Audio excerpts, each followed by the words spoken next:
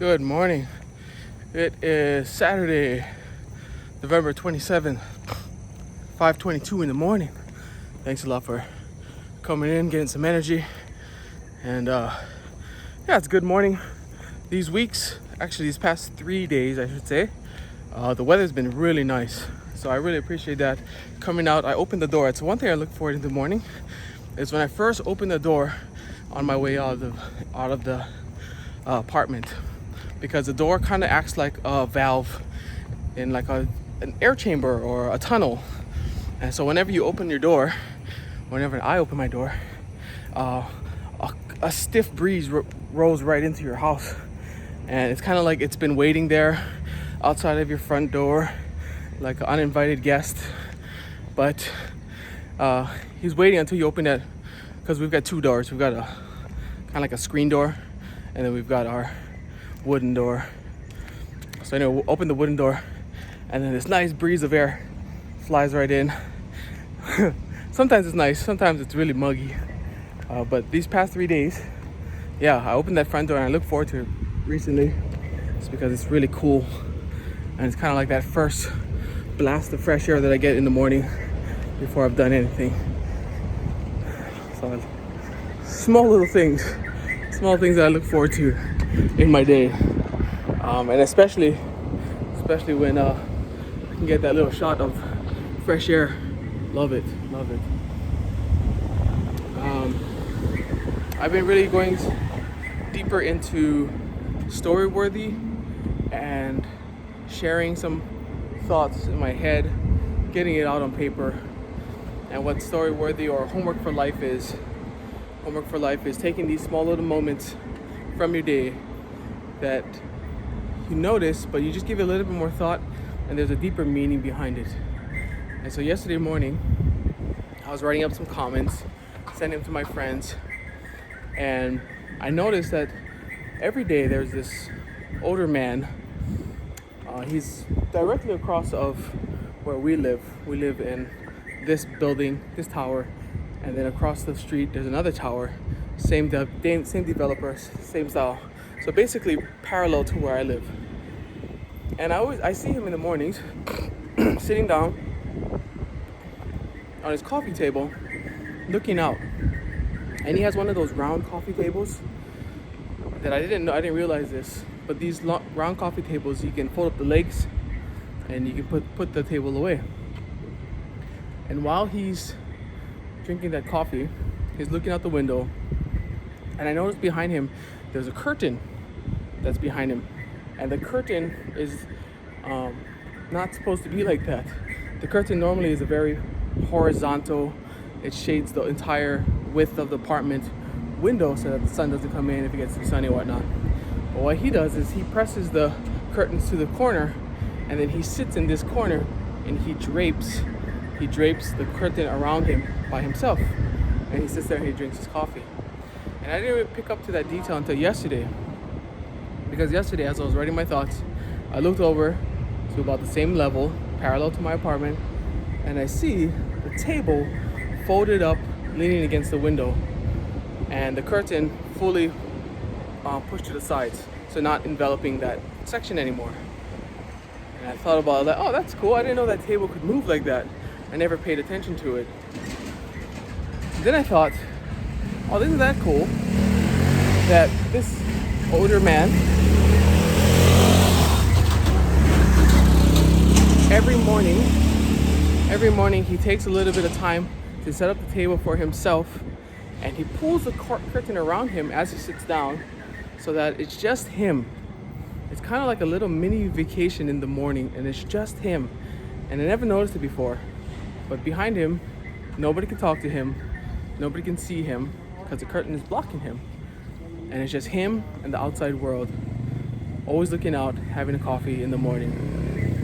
I don't know what he's doing. Maybe he's thinking about life. Maybe he's never on his phone. He's never reading anything. He's just kind of sitting there, just having his coffee and just thinking, looking. And yesterday I saw his table leaned up against it, and I saw the fold-out legs, and that's how I knew it was a fold-out table, because I could see the bottom side. He propped it up against the window, and I could see the bottom side of the table with the four legs on this round table. So I thought, oh wow, that's interesting.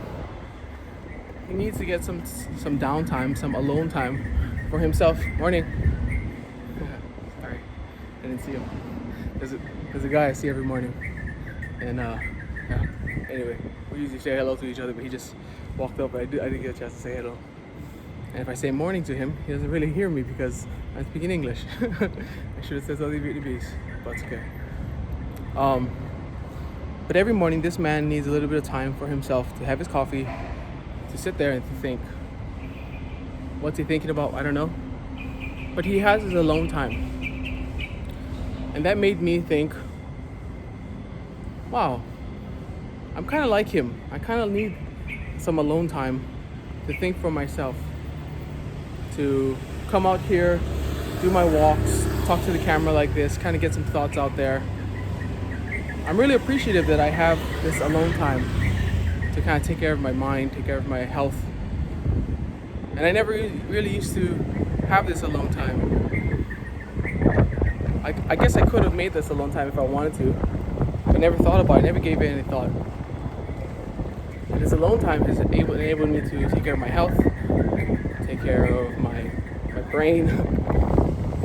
And I have a lot of it to credit to is my wife, because she allows me to have this downtime, to have this alone time. And kind of like that guy, like sometimes I need to just get out and just talk, and I'm grateful that I have this outlet to talk to you.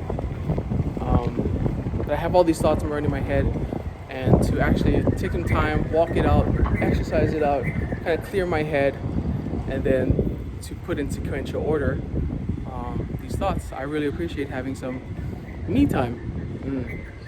And the reason I have my me time is because my wife supports me. I have a friend, he tried to do some me time, and his wife was like, no, you don't leave so early in the morning, there's robbers, or you're gonna get mugged, even though he's like 10 feet taller than the average person.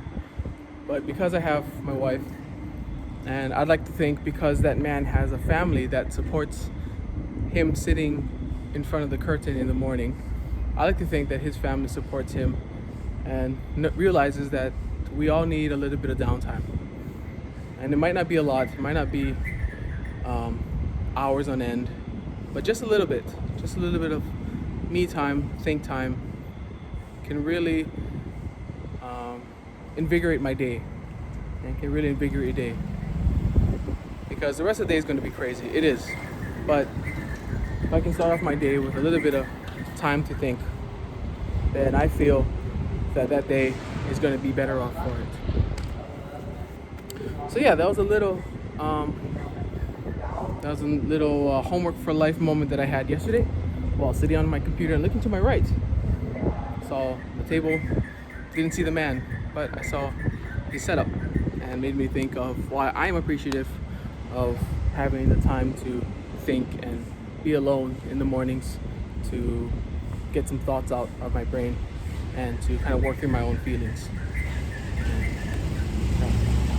Anyway, I hope you guys can find some alone time, some downtime. And sometimes it's not gonna come just like, okay, I'm gonna do my alone time with just me and myself. I'm gonna do here, I'm gonna sit here. And then like you get so many distractions, right? So I remember when I first started doing these morning things, I actually had to talk to my wife about it. I said, hey, I just need like an hour of time for myself in the mornings. And in the beginning, she felt kind of not betrayed, but kind of like, oh, you don't want to do that with me? I was like, no, please don't feel hurt that I don't choose to, or I don't want to do these activities with you. I'll do anything with you later, but in the morning I just need some time for myself. And in the beginning she kind of fought it a little bit, but after a while she got used to it, and I tried to move my days earlier and earlier, and so that by the time I finish with my power hour, then she's just waking up, which would be about 6:10, 6:15. Yeah. Okay, that's about it for today. Thank you guys very much find some downtime for yourself. Find some time to think for yourself and just be alone. If it's got to be at a beach, if it's got to be in the bathroom, if it's got to be somewhere just outside on a rooftop, on, I don't know, someplace. Find a place that works for you, a park bench.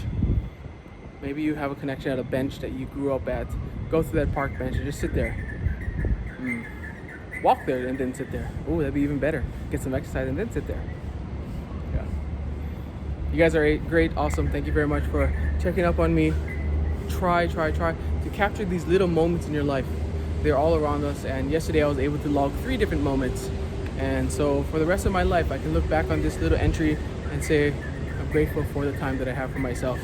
And I was inspired by the man across the way, because he wasn't sitting at his table, and I saw the propped legs. I saw the legs of his folding table with his round table leaning up against the glass. Just all the thoughts came out just because I saw that, and it's developing that lens on life and being able to see like why you like it or why it makes so much meaning, has so much meaning for you. All right, love you guys. Awesome. Take care. Self-discipline is the name of the game, and develop your lens. Love you guys. Aloha.